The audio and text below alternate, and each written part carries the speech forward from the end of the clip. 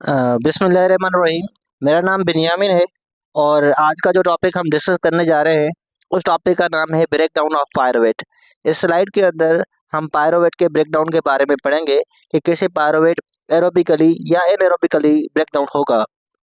इस स्लाइड के अंदर हम डिस्कस करेंगे ब्रेक डाउन ऑफ पायरोवेट।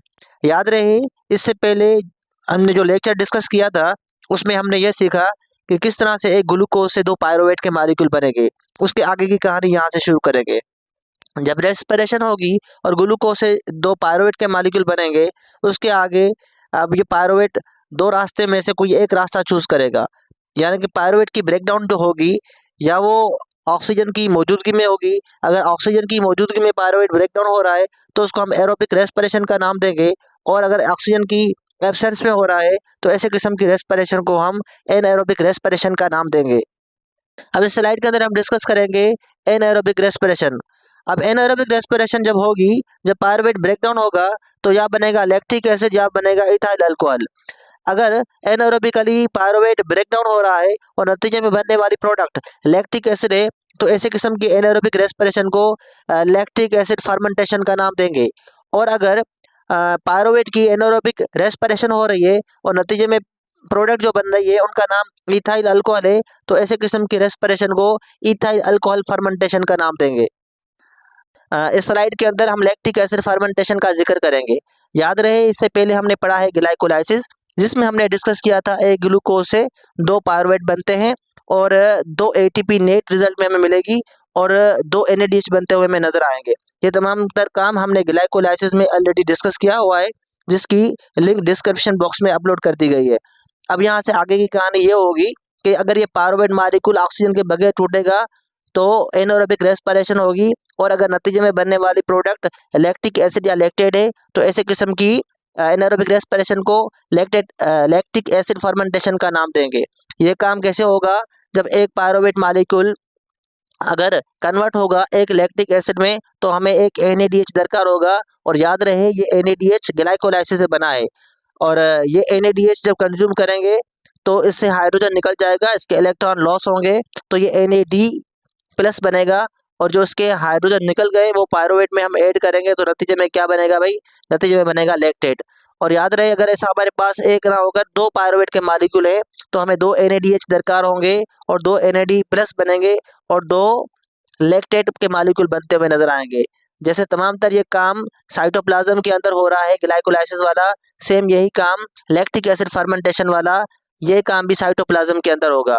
और ये काम करने के लिए पायरुवेट से इस लैक्टिक एसिड बनाने के लिए जो एंजाइम दरकार होगा उस एंजाइम का नाम लैक्टेट डिहाइड्रोजिनेस है। जरा देख लेते हैं, यही बातें यहाँ लिखी हुई है कि भाई ये इनकी लोकेशन कहाँ पर है, ये रिएक्शन कहाँ पर होगा, तो ये साइटोप्लाज्म के अंदर होगा। इस रिएक्शन का पर्पस क्या है? तो इस रिएक्शन का पर्पस ये है, जो ग्लाइकोलाइसिस जो हुई है उनमें से हमने एनएडी से एनएडीएच बनाया है, तो अगर ऑक्सीजन नहीं है तो दोबारा हमें क्या बनाना होगा? एनएडी प्लस बनाना होगा, जो कि ग्लाइकोलाइसिस में आकर पार्टिसिपेट करेगा। तो रीजनरेट करेंगे हम एनएडी प्लस, जो कि ग्लाइकोलाइसिस में दोबारा पार्टिसिपेट करेगा। इसके अलावा अगर हम देखें तो हमारे पास रिएक्टेंट कौन कौन से भाई? पायरुवेट और एनएडीएच रिएक्टेंट है, ये पायरुवेट और एनएडीएच रिएक्टेंट है, और बनते हुई प्रोडक्ट जो हमें नजर आएगी वो क्या होगी भाई? वो लैक्टेट या लैक्टिक एसिड और एनएडी प्लस हो गए। यही बातें हमने यहाँ डिस्कस की है। जो एंजाइम दरकार होगा उसका नाम लैक्टेट डिहाइड्रोजिनेस है। तो आई थिंक ये बातें हमें समझ में आ रही हैं।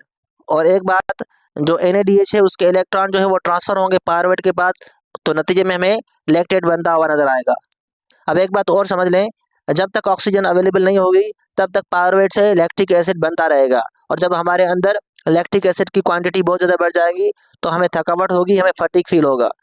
और याद रहे, दोबारा जब हम ऑक्सीजन को इनहेल करेंगे तो यही लैक्टेट जो है दोबारा पायरुवेट में तब्दील हो सकता है ऑक्सीजन की मौजूदगी में, और यही काम लैक्टेट डिहाइड्रोजनेस करेगा। तो ये रिवर्सिबल रिएक्शन होता है, और नतीजे में फिर हमें थकावट जो है वो भी हमारी खत्म हो जाएगी।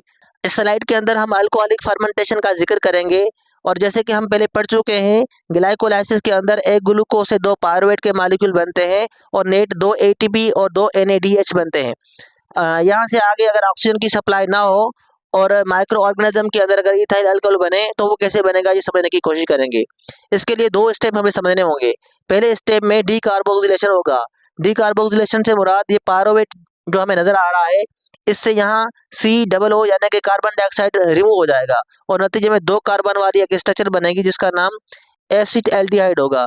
और याद रहे हमारे पास पायरुवेट एक नहीं 2 है, तो यहाँ पर कार्बन डाइऑक्साइड भी एक ना होकर 2 कार्बन डाइऑक्साइड यहाँ रिलीज होते हुए नजर आएंगे। और जब 3 कार्बन वाली स्ट्रक्चर जिसका नाम पायरुवेट है वहां से कार्बन निकल गया तो वहां से 2 कार्बन वाली स्ट्रक्चर बनेगी, क्योंकि पायरुवेट 2 है तो 2 कार्बन वाली भी 2 स्ट्रक्चर बनेगी जिसका नाम एसिटाल्डिहाइड होगा। अब यह था पहला स्टेप जिसमें पायरुवेट की डीकार्बोक्सिलेशन हुई और एसिटाल्डिहाइड बना, 2 पायरुवेट से 2 एसिटाल्डिहाइड बने। नेक्स्ट स्टेप में जो ग्लाइकोलाइसिस में NADH बना था, अब इनको दोबारा कंज्यूम करेंगे और NAD प्लस बनाएंगे और यहाँ से जो इलेक्ट्रॉन रिमूव होंगे वो इलेक्ट्रॉन हमें ऐड करने होंगे एसिटाल्डिहाइड में, और स्ट्रक्चर जो बनेगी उसका नाम होगा इथेनॉल, यानी कि 2 कार्बन वाली स्ट्रक्चर बनेगी जिसमें अल्कोहल ग्रुप अटैच्ड होगा।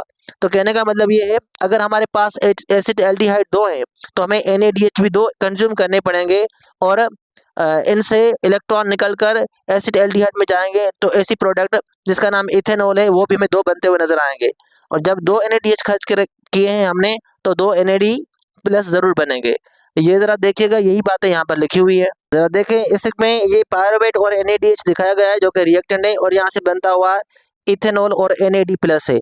तो ये काम कैसे होगा, ये 2 स्टेप में होगा। पहले पायरुवेट की डीकार्बोक्सिलेशन होगी और यहाँ से कार्बन डाइऑक्साइड रिमूव होगा और नतीजे में बनेगा एसिटाल्डिहाइड। और ये काम करने के लिए जो एंजाइम दरकार होगा उसका नाम पायरुवेट डीकार्बोक्सिलेज होगा। सेकंड स्टेप में जो हमारे पास एसिटाल्डिहाइड बना है इससे बनेगा इथाइल अल्कोहल और नतीजे में जो एंजाइम यूज होगा उसका नाम अल्कोहल डिहाइड्रोजिनेस है। अब इस स्लाइड के अंदर हम फॉर्मेशन ऑफ एसिटाइल कोए की बात करेंगे कि कैसे एसिटाइल कोए बनेगा पायरुवेट से। हमें पता है पायरुवेट एनारोबिकली भी ब्रेक डाउन हो सकता है और ऑक्सीजन की मौजूदगी में भी ब्रेक डाउन हो सकता है। एरोबिक रेस्पिरेशन अगर हो तो पायरुवेट से एसिटाइल कोए बनेगा और ये काम माइटोकॉन्ड्रिया के अंदर होने वाला है। तो ये समझने के लिए इस स्ट्रक्चर को गौर से देखना होगा। यहाँ पर ये माइटोकॉन्ड्रिया की स्ट्रक्चर दिखाई गई है, जबकि मेम्ब्रेन के बाहर यहाँ साइटोसोल की स्ट्रक्चर दिखाई गई है जहाँ पायरुवेट पड़ा हुआ है। तो इस पायरुवेट के अंदर तीन काम होने वाले हैं, एक इसकी डीकार्बोक्सिलेशन, दूसरा NAD की रिडक्शन, तीसरा एसिटाइल कोए की फॉर्मेशन। तो अगर इन तीनों कामों को समझना है तो इस स्ट्रक्चर को गौर से देखना होगा। सबसे पहले ये पायरुवेट ट्रांसफर कर दिया जाएगा माइटोकॉन्ड्रिया के अंदर। तो माइटोकॉन्ड्रिया के अंदर जैसे पायरुवेट आया तो यहाँ इसकी डीकार्बोक्सिलेशन हो रही है, यहाँ से कार्बन डाइऑक्साइड रिमूव हो रहा है। तो पायरुवेट में जैसे कि हमें पता है 3 कार्बन है, उनमें से 1 कार्बन रिमूव होगा तो 2 कार्बन वाली स्ट्रक्चर बनेगी। और याद रहे अगर हमारे पास ग्लूकोज से 2 पायरुवेट बने हैं तो दोनों पायरुवेट अंदर जाएंगे तो हर एक से 1 कार्बन डाइऑक्साइड रिमूव होगा, तो 2 पायरुवेट से 2 कार्बन रिमूव होंगे। नेक्स्ट स्टेप में क्या होने वाला है कि NAD जो है इसकी होगी रिडक्शन। जब NAD की रिडक्शन होगी तो इसके अंदर इलेक्ट्रॉन ऐड कर दिए जाएंगे, हाइड्रोजन ऐड कर दिए जाएंगे। और नंबर 3 जो काम है वो क्या होने वाला है, वो काम होने वाला है कि जो यहाँ से 1 कार्बन निकल गया, 2 कार्बन वाली स्ट्रक्चर बनी, इसके साथ कोएंजाइम A को अटैच करवाएंगे तो 2 कार्बन यहाँ पर ये नजर आ रहे हैं और साथ में कोएंजाइम A यहाँ नजर आ रहा है। तो ऐसी स्ट्रक्चर को हम नाम देंगे एसिटाइल कोए। तो ऐसे बनता है एसिटाइल कोए। तो 3 स्टेप है, कार्बन डाइऑक्साइड का रिमूव होना, NAD की रिडक्शन होना और उसके साथ साथ कोएंजाइम A का अटैच होना। तो जो फाइनल प्रोडक्ट बनेगी उसका नाम एसिटाइल कोए होगा। पायरुवेट, कोएंजाइम A, NAD ये एज अ रिएक्टेंट की तरह पार्टिसिपेट करेंगे, कोएंजाइम A कार्बन डाइऑक्साइड और NADH एज अ प्रोडक्ट में हमें बनते हुए नजर आएंगे। याद रखना ये एक पायरुवेट का रिएक्शन है, अगर पायरुवेट 2 है तो एसिटाइल कोए 2 बनेंगे और कार्बन डाइऑक्साइड भी 2 रिलीज होंगे और NADH भी 2 बनेंगे। थोड़ा सा ओवरव्यू देख लेते हैं। हमने क्या देखा, हमें पता है एक ग्लूकोज का मॉलिक्यूल जब ऑक्सीडाइज होगा तो 2 पायरुवेट के मॉलिक्यूल बनेंगे। अगर पायरुवेट का मॉलिक्यूल अगर ऑक्सीजन की बगैर मौजूदगी में ब्रेकडाउन होगा तो अल्कोहल फर्मेंटेशन होगी, यानी कि इथाइल अल्कोहल बनेगा या फिर लैक्टिक एसिड बनेगा।